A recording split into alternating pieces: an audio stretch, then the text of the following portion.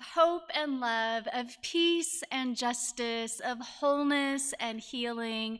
Come in where we welcome the certain and the seeking, the long-timers and the newcomers, the beloved and the brokenhearted. All of you can find a home here at Throop, where we go live the world from the heart of Pasadena. And from the heart of our homes, I invite you to turn and wave and mouth a hello to our friends joining us on the live stream. This morning, our intern minister, Nick, there he is, hooray! Leads us in reflecting on whether or not we are taking time to mindfully welcome in and integrate all of the various selves that we carry with us.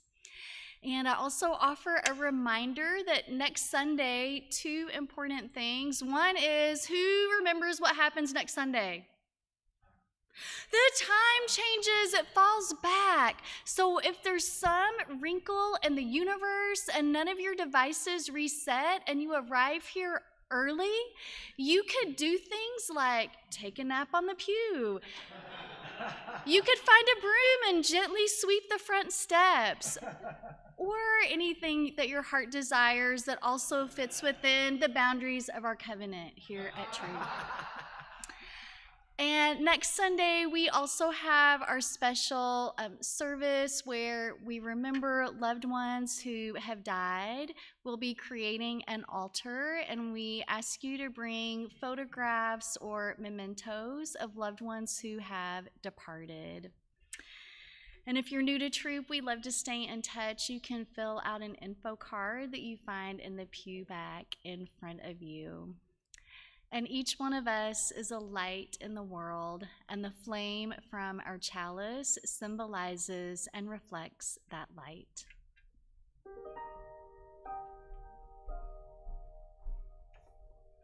But whatever you do, don't clear out the cobwebs until Halloween is over. Our time in worship is intimately connected with our daily lives. As a symbol of that connection, we light a chalice with a flame from our candles of hope and witness.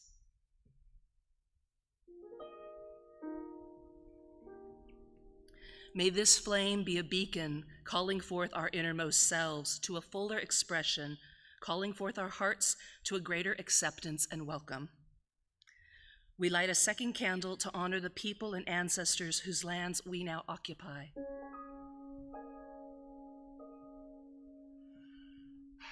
The land under and around Throop is the unceded land of the Gabrielino Tongva Band of Mission Indian people. May this knowledge and awareness lead us into dismantling systems of supremacies and oppressions. We light a third candle to honor our watershed, the Arroyo Seco. May their waters continue to nourish life in our communities. We take a moment of silence, holding all of these in our hearts.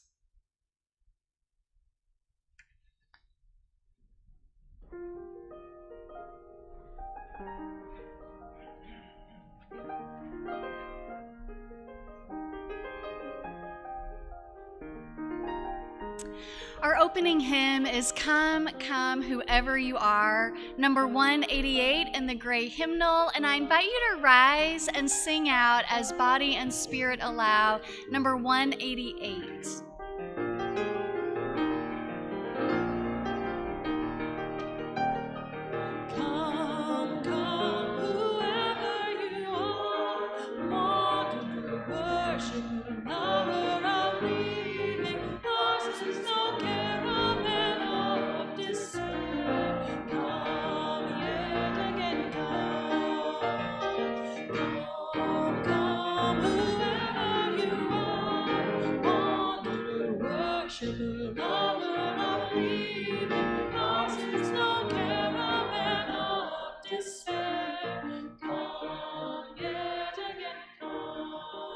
Would you turn to your neighbor and greet them warmly, please?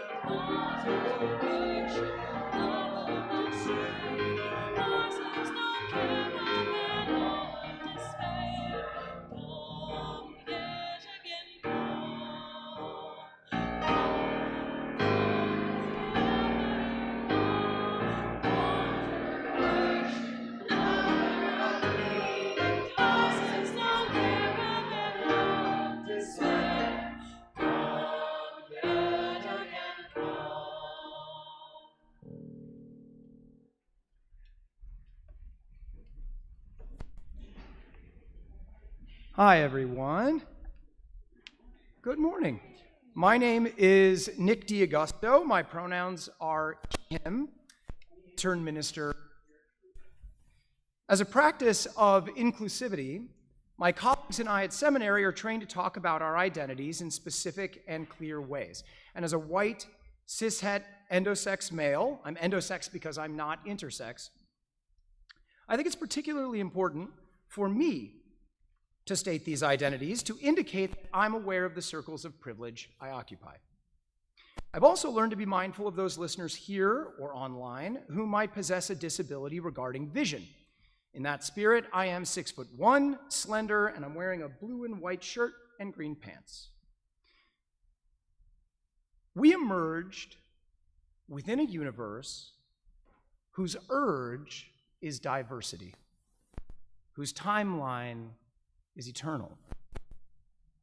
Though our time of life is finite, may we mirror the universe around us and never stop evolving. With honor and respect, we pledge this promise to our planet.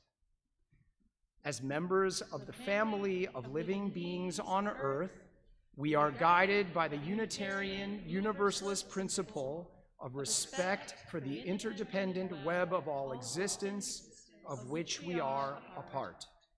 With hearts filled with love for it, eyes nurtured by its beauty, and minds ruminating on ways to protect its sacred and scarce resources, we promise to nurture the well-being of all life and of the planet itself.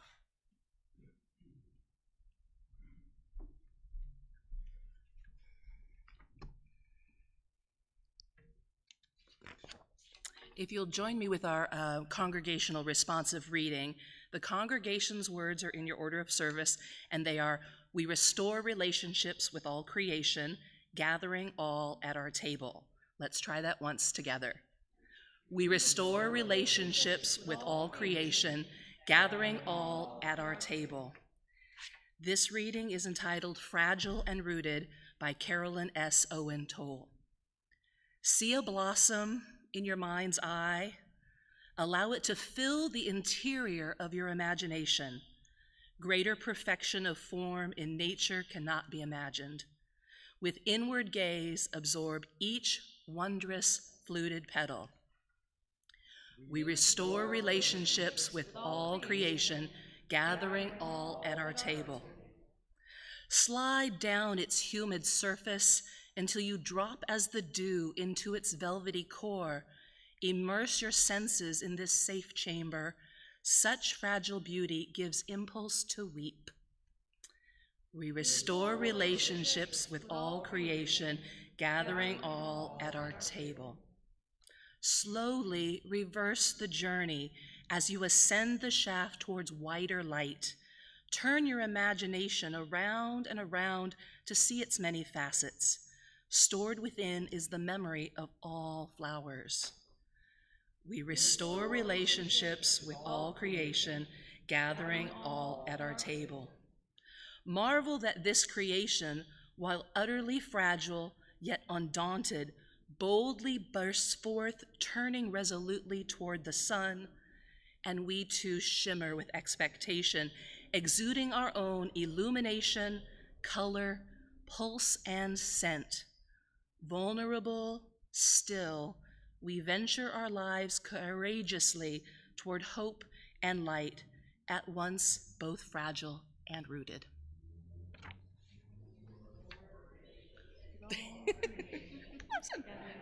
All at our table. I finished my part. You all do such a good job. I'm very proud. So every week, our children and the program leaders enjoy time in Kids Dig In, where they are reminded of the fragility and rootedness of creation and the fragility and rootedness really of all of our lives. And we have a practice of singing them into their program. The words for that are in the order of worship. For you shall go out in joy. For you shall go out in joy and come back in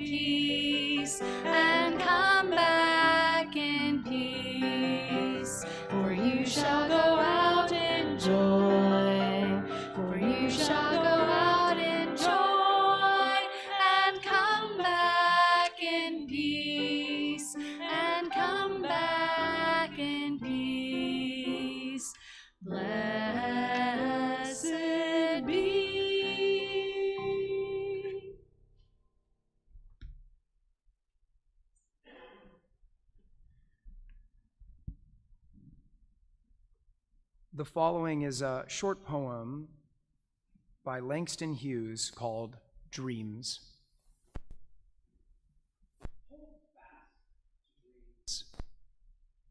For if dreams die, life is a broken-winged bird that hold fast to dreams. For when dreams go, life is a barren field.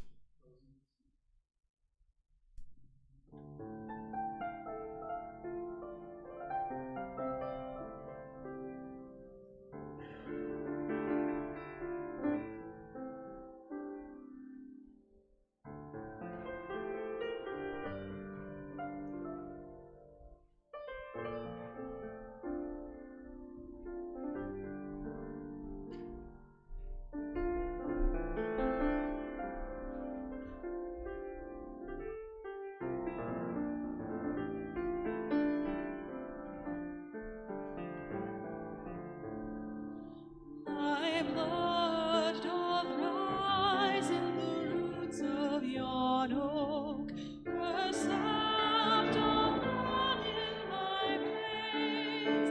Boundless my soul like the open sky, where the stars forever have lain. Where the stars, where the stars, where the stars forever have lain.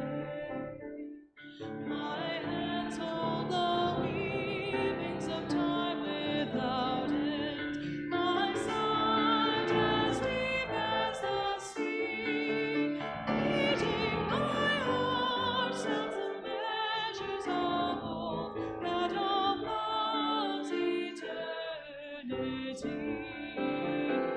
That of love, that of love, that of love's eternity. I feel the tides as they answer the moon, rushing on a far distant sand. Singing my song is the wind of my breast, and my love blows over the land. And my love, and my love, and my love blows over the land. My foot carries days of the old into new. Our dreaming shows us the way. Wondrous our faith settles deep in the earth, rising green to bring a new day. Rising green, rising green, rising green to bring a new day.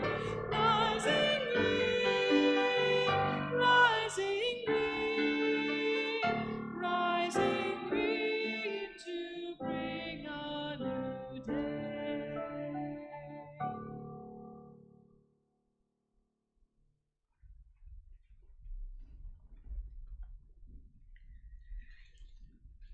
At Troop, we say so often that it's really each one of us that shapes our Troop community life.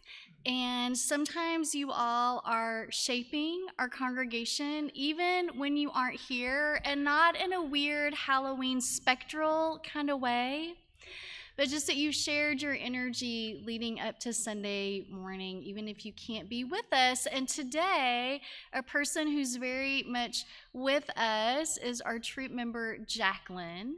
And Jacqueline is showing up in two ways. One, some of you have noticed my beautiful crocheted stole in autumn colors. Jacqueline's mom crocheted this for me. How lovely and wonderful of Jacqueline's mom. Jacqueline's mom, thank you. If you are ever watching this, it feels very good on. And then also Jacqueline is showing up today because our fourth Sunday Share the Plate recipient is someone who we are getting to know through Jacqueline. Once a month, we share our entire offering plate with a local community organization that is doing work far beyond what we can do alone here. We started the month of October by blessing animals in our annual Blessing of the Animals service. And today we close out the month of October by sending a financial blessing, a donation to an organization called Cleo's Critter Care. And Jacqueline learned about them recently in an interaction Jacqueline had with a squirrel. And Jacqueline says this: I was out power walking in Pasadena one evening when I heard a little chirp. I looked down to find two baby squirrels, one who had already crossed over the Rainbow Bridge, but the other was very much still alive.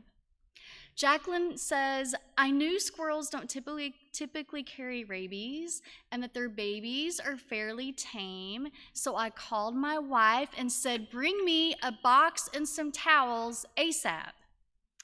Thanks to the Throop Animal Rescue Network, TM, which is really just texting as many Throop members as you have in your phone, until you find a Wildlife Rehabber contact number. That's how Jacqueline got the number for Cleo's Critter Care, which is the only licensed wildlife rehabilitation person in our whole area of the San Gabriel Valley. Cleo identified that the baby squirrel was male, was dehydrated, and had probably been away from his mama for more than 24 hours. She got him fluids and into an incubator with his new squirrel siblings immediately. So Cleo told Jacqueline that they could name the squirrel, and Jacqueline's happy to report that the squirrel named Billy Ray is doing quite well and will be released back into the wild when he's ready. And that's always Cleo's goal, to nurse them to health and then let them back out in the wild. And so let's us be wild today in our generation and our generosity for Cleo's Critter Care. You can give online, you can give cash or a check. If you'd like to give online, the ways to do that are in your order of worship. And give yourself a little hug. That one way we love the world is by financially supporting other great organizations in our area. The morning offering will now be gratefully received.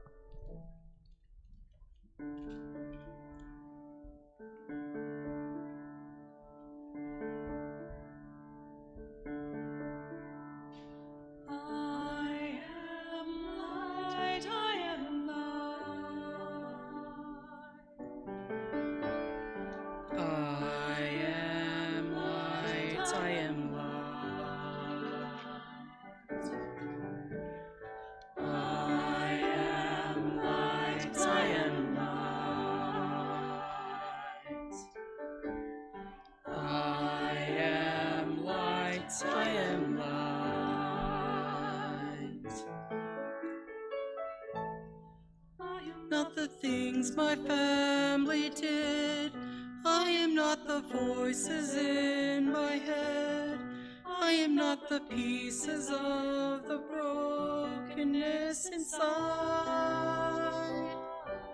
I am light. I am light.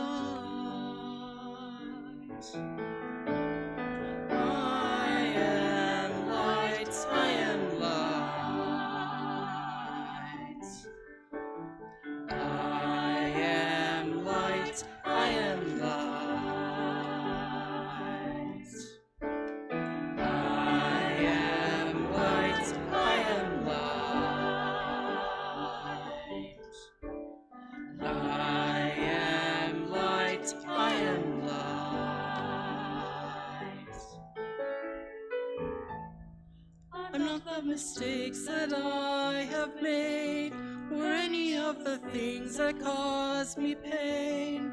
I am not the pieces of the dream I left behind. I am light.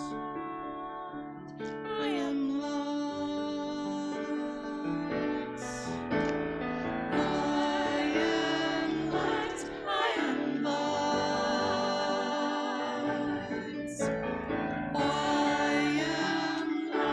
I am light. I am light.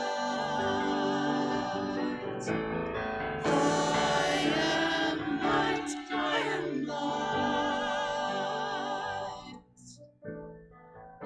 I am light. I am light.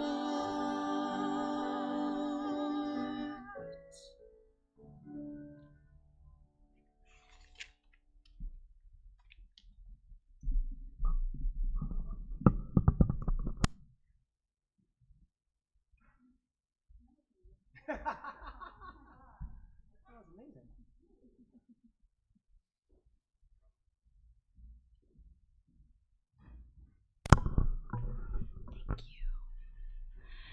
Thank you. In a spirit of gratitude, we lift up all of those supporting today's worship service.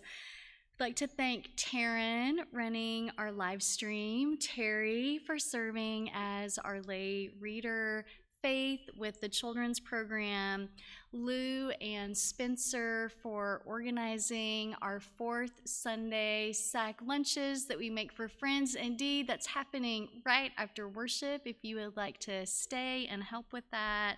Spencer also for serving as our greeter and usher today. He got double billing today. Tom for being our coffee and conversation host. Choir for inspiring us with your beautiful voices. Nick, our intern minister. Malcolm, our musician in residence. And Hillary, our administrator. As we pause in recognition for all the ways we support our Throop community life, I invite you to say the gratitude for the gifts we share, and those words are in your order of worship.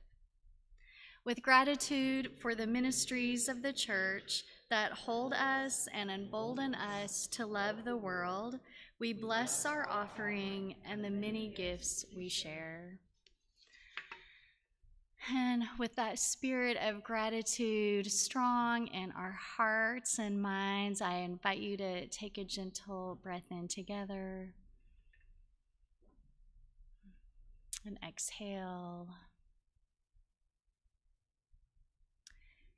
And we turn our spirits to a centering moment and our centering hymn, which is number 391 in the gray hymnal.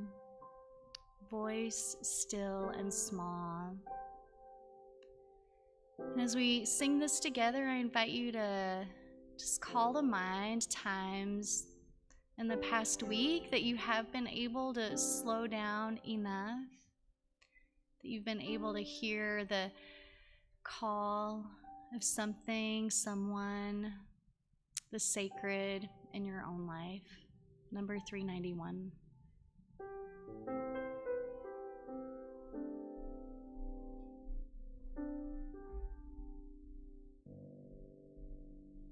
Voice still and small, deep inside all, I hear you call, singing. In dark and rain, sorrow and pain, still you remain singing, calming my fears, quenching my tears, through all the years, singing.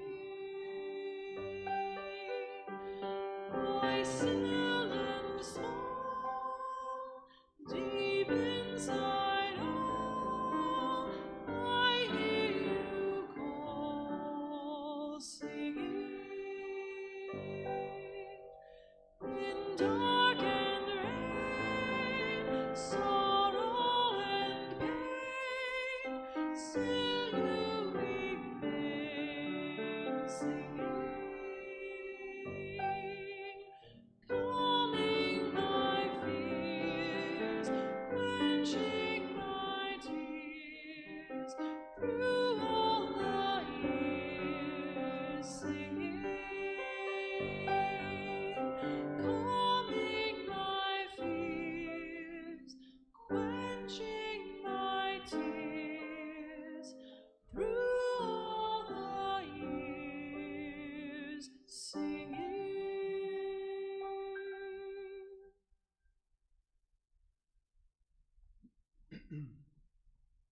That was beautiful, thank you.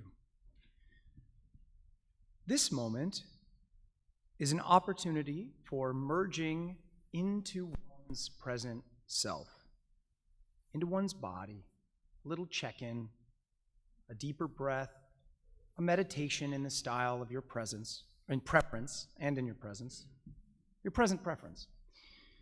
For those of you who might want something to ponder, what parts of you find expression in one place but not in another? Why? Are there any generative parts of you that haven't had a safe space to be expressed in a while? If it would be healthy for you and others to do so, where might you find that space?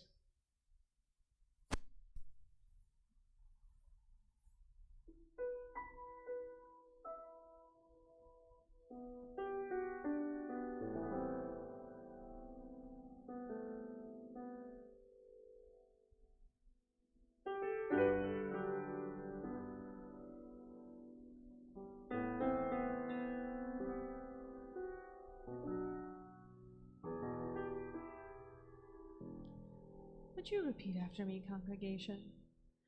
Listen, listen, listen to my heart's song. Listen, listen, listen to my heart's song. I will never forget you. I will never forsake you. I will never forget you. I will never forsake you. Listen, listen, listen to my heart's song. Listen, listen, listen to my heart's song. I will never forget you. I will never forsake you. I will never forget you. I will never forsake you. Listen, listen, listen to my heart's song. Listen, listen, listen to my heart's song. I will never forget you. I will never forsake you. I will never forget you. I will never forsake you. Listen, listen, listen to my heart's song. Listen, listen, listen to my heart's song. I will never forget you. I will never forsake you. I will never forget you. I will never forsake you. Listen, listen, listen to my heart's song. Listen, listen, listen to my heart's song.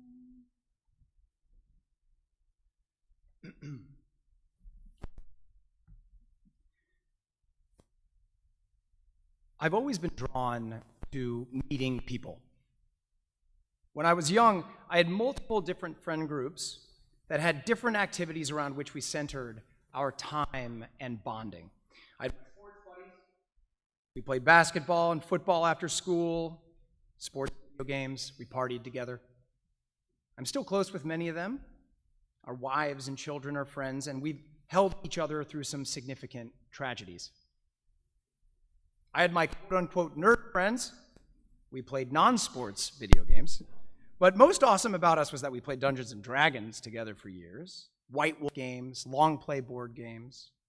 5 of us still gather together annually between San Francisco and Los Angeles for a long weekend vacation. The best man from my wedding is in this group. I also had friends. We goofed, we sang, we danced, we dressed up, we played tricks on each other. These were openly queer-affirming spaces and spaces that encouraged dynamic and loud self-expression. When I was young, I felt a tension between the separation of these groups. I wondered if they could all be friends. But in high school, these groups didn't really understand each other. What was unique, complicated, and fun about each other? Identities and allegiances and insecurities were all still in flux for us at that age. I remember times where I would spend Friday night with one group and then Saturday night with another, sometimes not revealing to one group who I was actually going to be with on the other night. I was embarrassed about not knowing exactly who I was back then. I consistently troubled over this question. If I could fit together with each of these groups, why couldn't they fit together with each other? I was also very concerned about hurting people's feelings, something I've had to work on a lot in my life. It's a lifelong journey, at least for me, being radically honest with others, especially when that honesty might not be well received. I definitely wasn't capable of navigating it back then.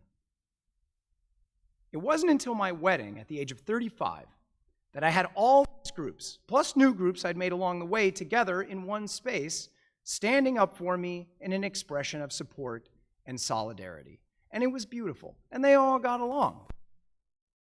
It was, in a way, a gathering together of all of myselves, past, present, and future, into one dynamic. Recently for school, I completed an exercise called the Knowing Project, Discerning Personal and Group Identity in Professional Ministry. The following are edited excerpts from Packet, which was created by influential UU theologian and Meadville Lombard professor Dr. Mark A. Hicks. It begins like this. We know who we are, both by the stories that shape our lives and by the stories others tell about us. These stories can be locations of personal empowerment or locations of oppression, privilege, and resistance, or some mixture that reflects a both and reality. Yet, while stories can root us, they are also fluid. The child born into a poor working-class family can find themselves attending an Ivy League college. Or the black child who finds himself transracially adopted by two white lesbian mothers will probably find themselves asking, who am I? Who are my people? What is the role of my family and community in my life? Individual and group identities are specific markers that help us define ourselves at any particular moment in life.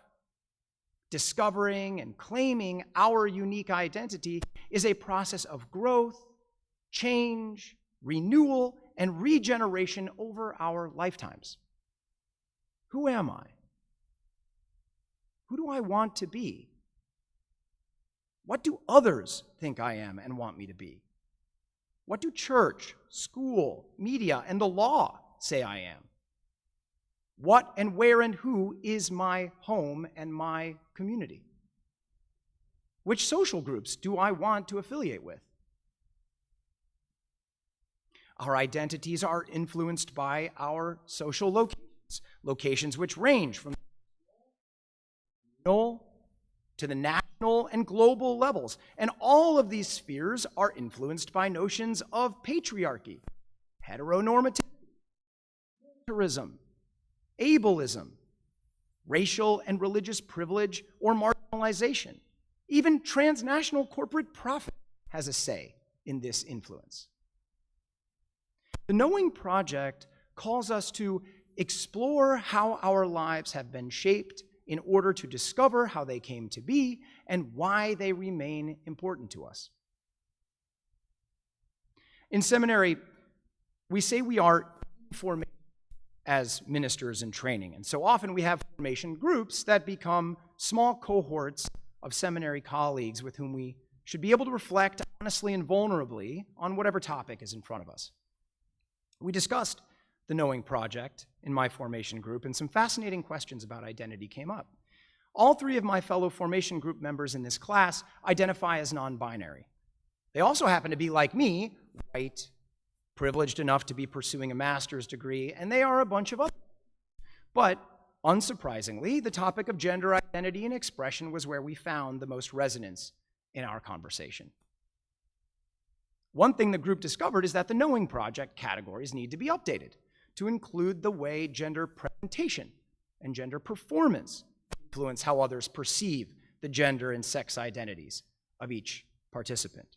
One member stated, "How others see me is more about my gender presentation than it is about my relationship to my gender identity or my sense of self."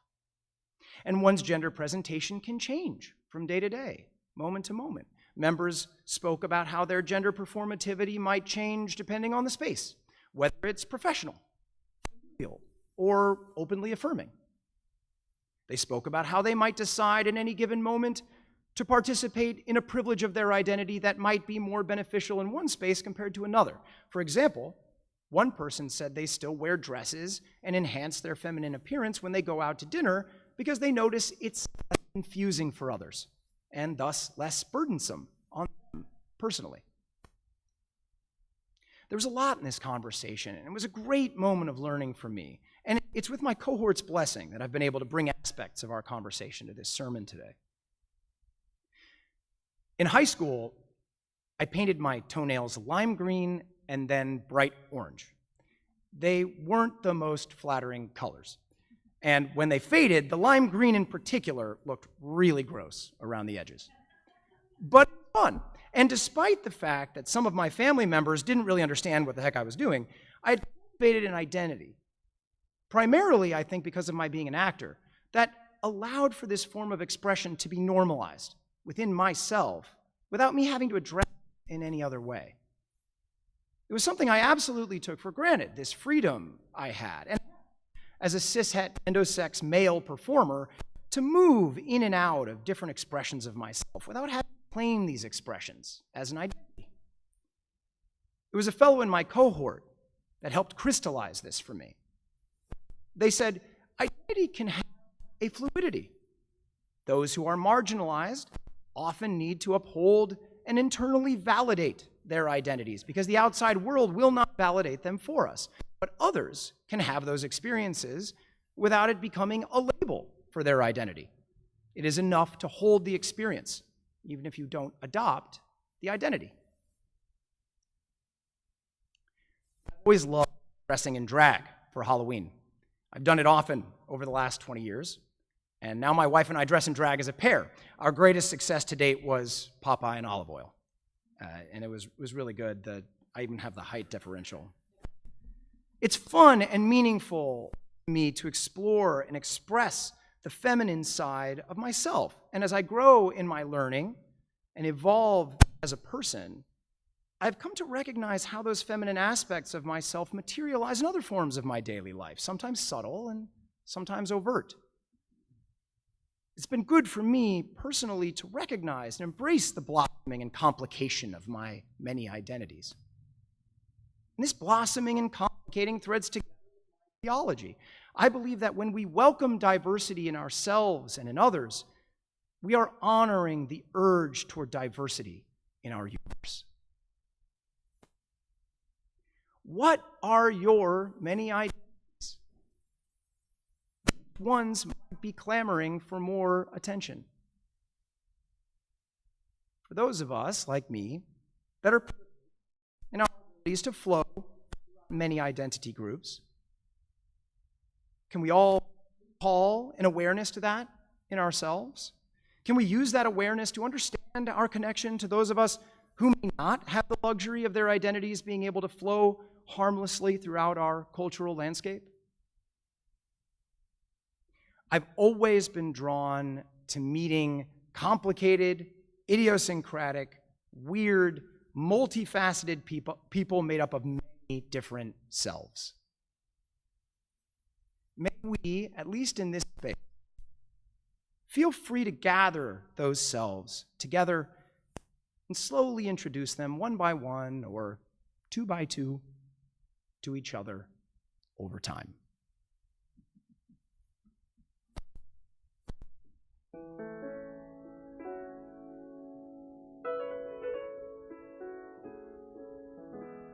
would you turn in your hymnals, your gray hymnals, to number 346?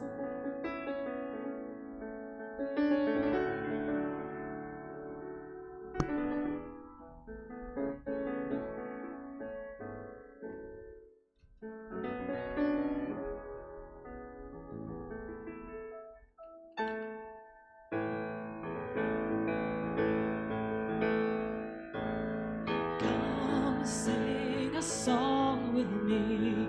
Come sing a song with me.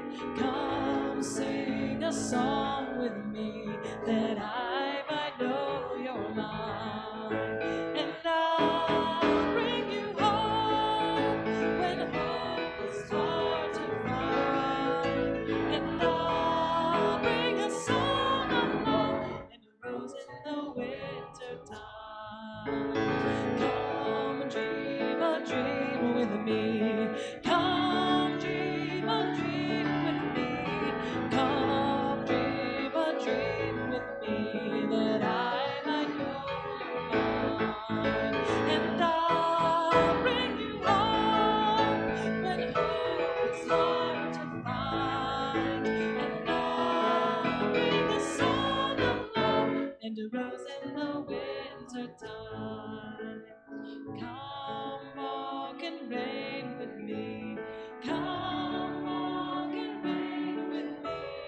Come walk in rain with me, that I might know you're mine. And I'll bring you home when hope is hard to find. And I'll bring a song of love and a rose in the winter time. Come share a rose with me. Come share a rose with me. Come share a rose with me, that I might know you're mine. And I'll bring you home when hope is hard to find. And I'll bring a song of love and a rose in the winter time. And I'll bring you home when hope is hard to find. And I'll bring a song of love and a rose in the winter time.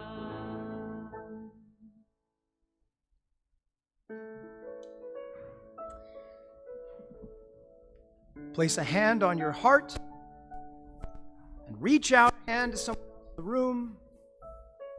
You can grab each other's hands if you feel like. You don't have to. The flames from our chalice and our candles, are they? No, I gotta extinguish them. I'm just an intern.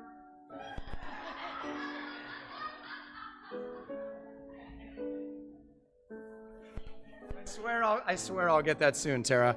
The the flames from our chalice and our candles are extinguished, he said appropriately. Their light lives on in each of us. The flames binding our community as they empower us to reach toward justice. Go, live into yourself, your many selves, and by doing so, inspire others to do the same. Blessed be. Let it go, my love, my truest. Let it sail on silver wings. Life's a twinkling, that's for certain, but it's such a fine thing. There's a gathering of spirits, there's a festival of friends, and we'll take up where we left. You'll meet again. I can't explain it, I couldn't if I tried. How the only things we carry are the things we hold inside, like a day in the open, like the love we won't forget, like the laughter that we started and it hasn't died down yet. Let it go, my love, my truest. Let it sail on silver wings. Life's a twinkling, that's for certain, but it's such a fine thing. There's a gathering of spirits, there's a festival of friends, and we'll take up where we left off, and we all meet again. up where we left off when we all meet again.